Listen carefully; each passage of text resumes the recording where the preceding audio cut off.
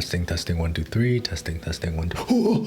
What's up, guys? My name is Sam. Today I got a question for you. Is your art improving? When you look back at your old work, do you see things that you would do differently? Do you dry heave in disgust?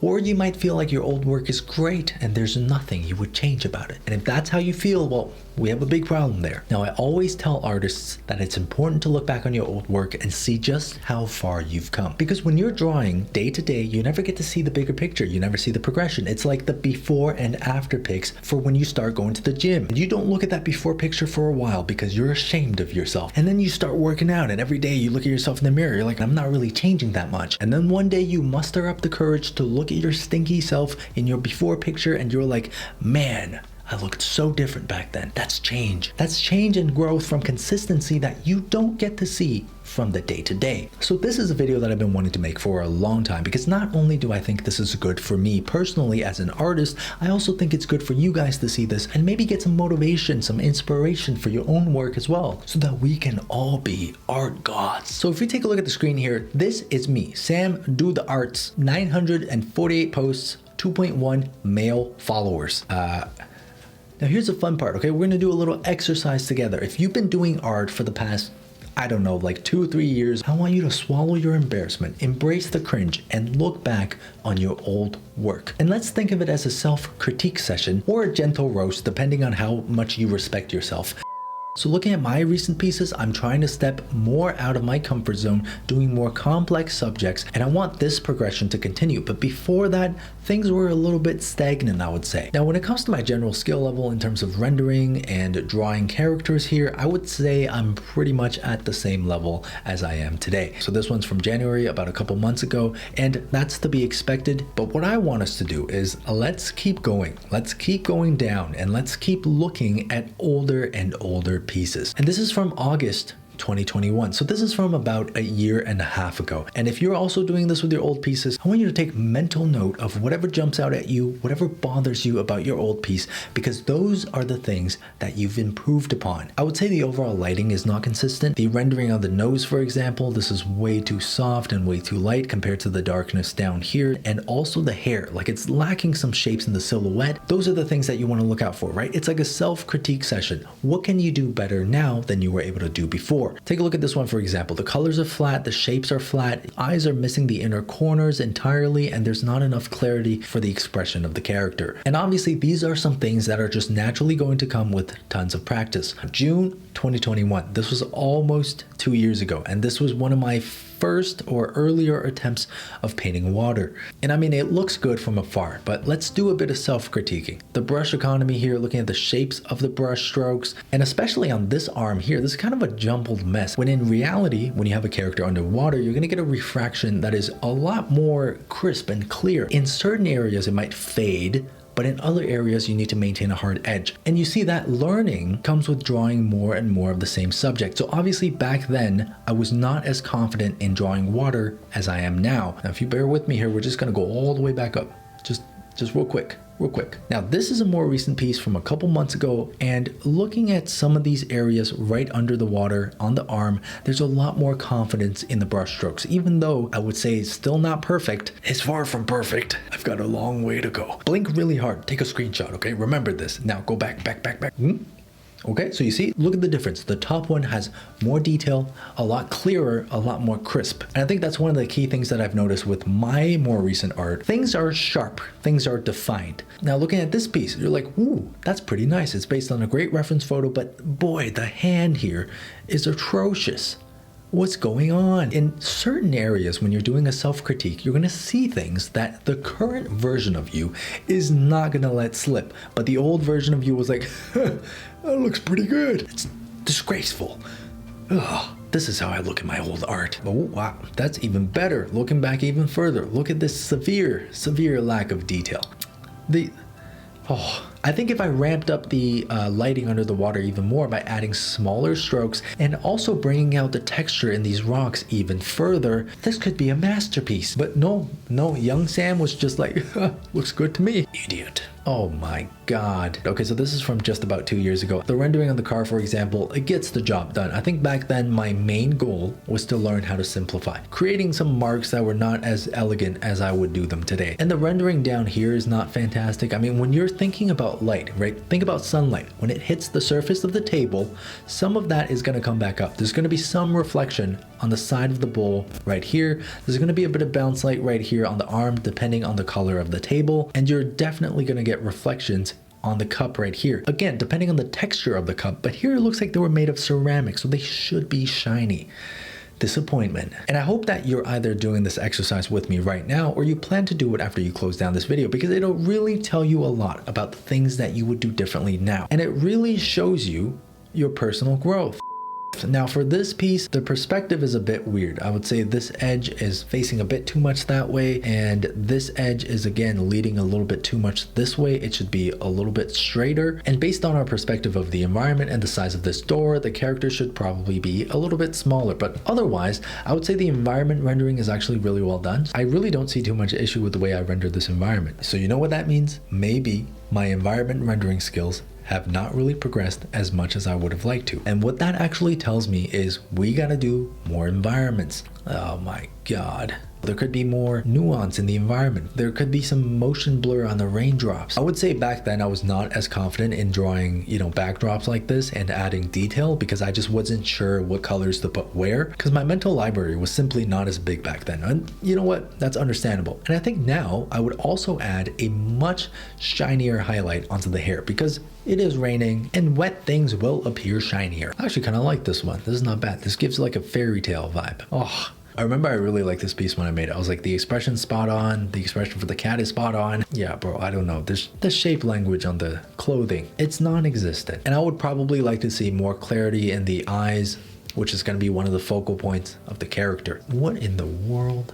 Man, Instagram really compresses old posts, huh? This is insanely blurry. It's like as soon as they started doing reels, they got no time for these images, huh? Just reels everywhere.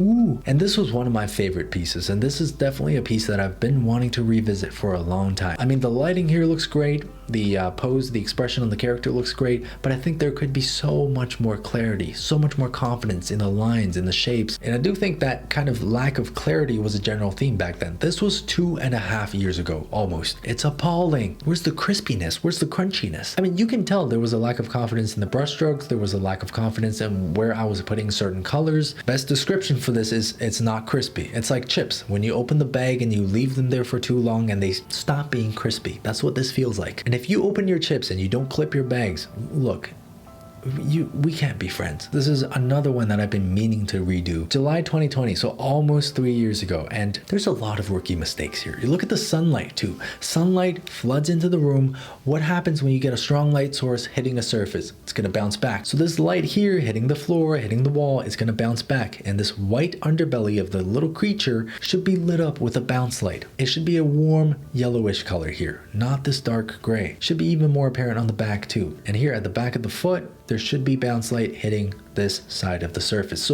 So many things that just were not considered. Absolutely disgusting. But I hope you guys see the value in this exercise in giving yourself this critique or a very harsh roast, depending on you. You really see the change when you take a step back and look at the bigger picture, and it's very important. Or if you're looking back at your work right now and you're like, this is great, there's nothing I would change about it, I don't know what I would do differently, then you have a problem of stagnation. You're not learning and you're not absorbing new information. Now for me, looking at this environment, there's probably not too much I would do differently about these washing machines. I really like the way they look, and that's probably telling me something. I probably didn't learn as much about drawing environments as I would have liked to. Whereas, when I look at a piece like this, I'm like, there's no way I would let this lack of shape language, lack of clarity pass in a work that I'm doing today. So there are things that you've progressed in more and things that you've progressed in less. But still, at the end of the day, it's important to see your progress to admire your progress, to acknowledge how far you've come, and let this process inspire you for the future. And you should have no mercy on your current self, because that's how you grow. So I hope you're motivated, because we're gonna put this into action, okay? We're gonna take an old piece of mine and we're gonna do an HD remaster. Let's go. And this is the piece we're gonna work on. This is one of my favorites. You can do this with me if you want. Take an old piece that you have, take note of the things that you've done well and the things that you didn't do so well, and we'll do a remaster. So the first thing we're gonna do is we're gonna check out the layers, okay? So this one layer for the character looks good.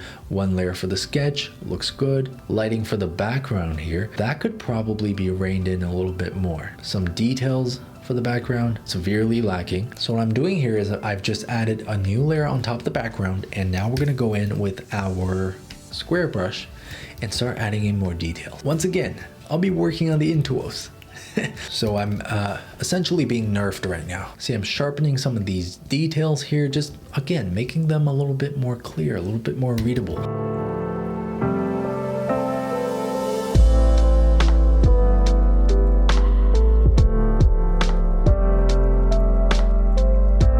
Now you're gonna notice some bluish tones being used in the areas in shadow here. And if you're wondering, why is there blue on the ground when it's a sunset? Shouldn't it be orange? Well, the reason the ground is blue is because of the ambient lighting in the environment, and that ambient lighting is coming from the blue sky. It's important to know why these things occur. So the next time you see blue on a surface, ask yourself, is this ambient lighting from the sky? Could it be? You can say it like that out loud. Hello? Thank you. I actually don't have the original reference for this piece, so I'm kind of going off of intuition here. And you guys want to know how to make a surface look rocky and chipped? Just bring the light into the dark and take your shadow color, bring it into the light. Chip away at it. Boom! Look at that. Boom!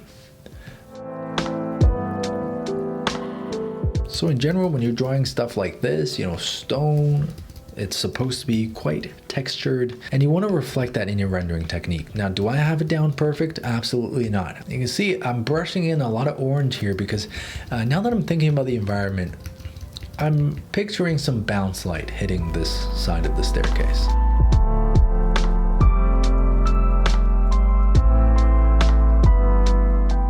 How do you make a crease more creasy? You take a lighter color and you brush it onto the other side of that crease, and look at that, a creasy crease. Sam does crease. Oh my god, I'm actually being nerfed right now. I can't. It's so hard to draw a straight line on this tablet. Guys, go in the comments right now. Let me know. What kind of tablet do you use? Do you draw on a screen tablet like an iPad? Or do you draw on one of these screenless tablets and you have a monitor that you look at while you're drawing down here? Because if you do that, your coordination, it must be godlike.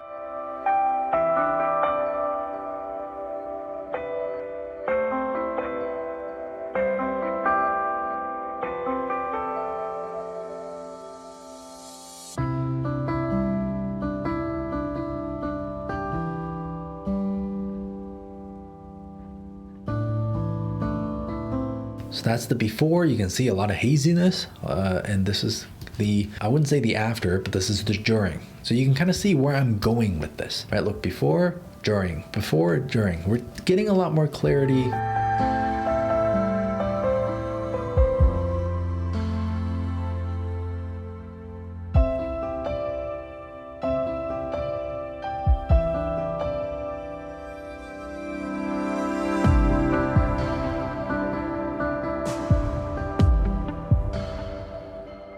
All right, so you can see there's a bit more clarity in the background now. I'm probably not going to be able to get to the level of clarity that I want to on this tablet because I'm being nerfed right now, but I will show you guys at the end of this video the final rendered version of this piece. All right, so look what I've done here. This is the before, and that's the after. The shadows look more shadowy now. And again, this is all because of a simple multiply layer. You just glaze over a neutral color and it looks like you've applied a shadow. Humongous brain. Look at that. Now we can apply the same shadow onto our character. How about that? The burbs need a bit more shadow too. You know what? Speaking of the burbs, let's work on the burbs a bit.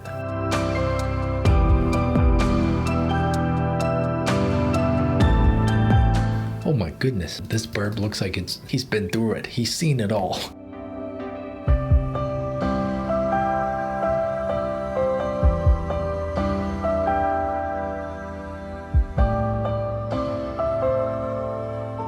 Remember that when you're doing this, you're not always going to have the answer as to how you're going to make things look right. But just the fact that you know something looks off means you're probably one step ahead of your former self, who could not see the issues in the painting that you are able to see now. All right, now onto the character.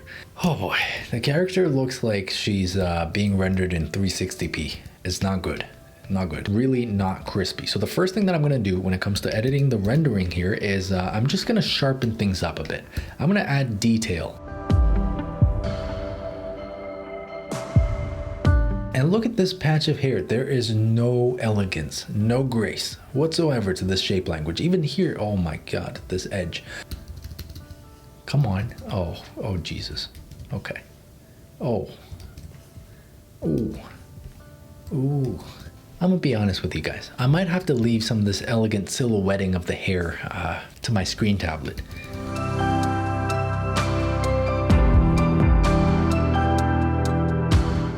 Jesus, just look at this. Look at the edge of this arm.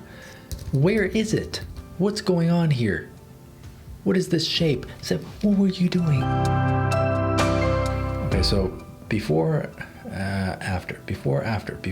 I think I was going after the shape of the muscle on the forearm there, but it was way too pronounced. It looked like the arm was bent. She was upset because she had a broken arm. All right, now onto the face. And the reason a lot of this appears really blurry is also because I used to work on a really small canvas. And I used to think, hey, I post on Instagram anyways. There's no reason for me to use a huge canvas because no one's ever gonna see the details. But trust me, guys, it does actually help.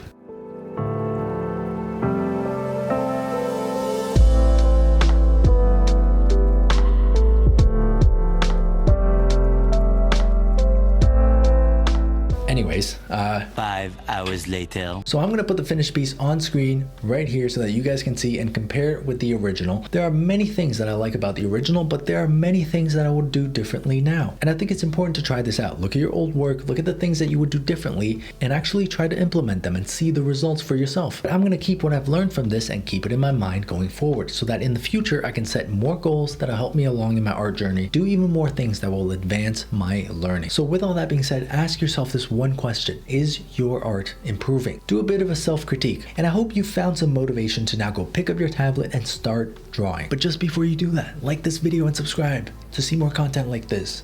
And I'll see you on the next video. Whoa.